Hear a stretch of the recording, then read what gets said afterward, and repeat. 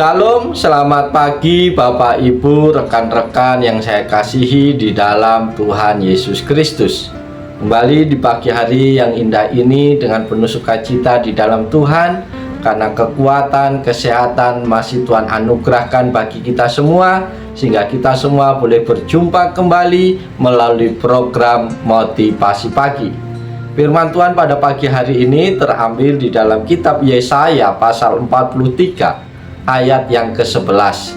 Terjemahan baru menuliskannya sebagai berikut: Akulah Tuhan dan tidak ada juru selamat selain Aku. Amin.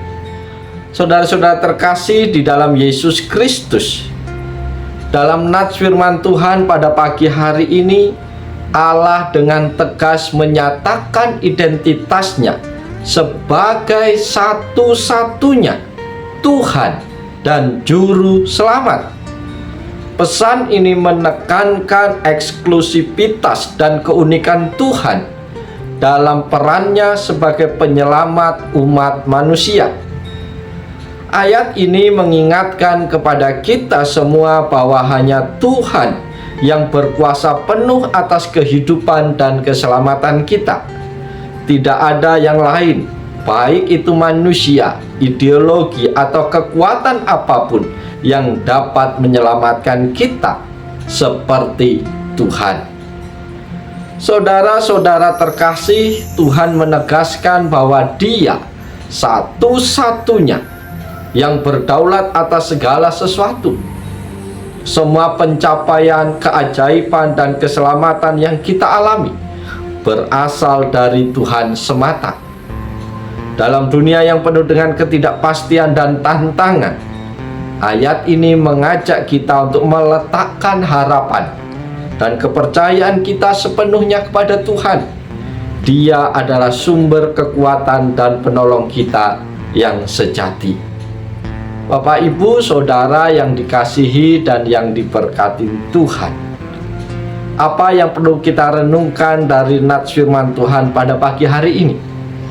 Nats hari ini mengandung pesan yang mendalam tentang eksklusivitas dan keunikan Tuhan dalam perannya sebagai satu-satunya penyelamat dunia, penyelamat manusia. Berikut ini adalah beberapa hal yang perlu kita renungkan. Yang pertama adalah pengakuan akan kedaulatan Tuhan. Bapak, Ibu, Saudara yang diberkati Tuhan, Tuhan menegaskan bahwa hanya Dia yang memiliki otoritas tertinggi. Ini mengingatkan kita bahwa di atas segalanya, Tuhan adalah penguasa alam semesta yang memegang kendali penuh atas segala sesuatu. Yang kedua adalah sumber keselamatan. Bapak, Ibu, rekan-rekan yang dikasihi Tuhan, hanya Tuhan yang dapat memberikan keselamatan sejati. Tidak ada kuasa lain, baik itu manusia, ideologi, atau kepercayaan lain, yang dapat menyelamatkan kita dari dosa dan memberikan kehidupan kekal. Ini menuntun kita untuk tidak mengandalkan diri sendiri atau orang lain untuk keselamatan kita. Yang ketiga yang perlu kita renungkan adalah keunikan Tuhan. Bapak, Ibu, jemaat Tuhan yang dikasihi dan yang diberkati oleh Tuhan Yesus Kristus.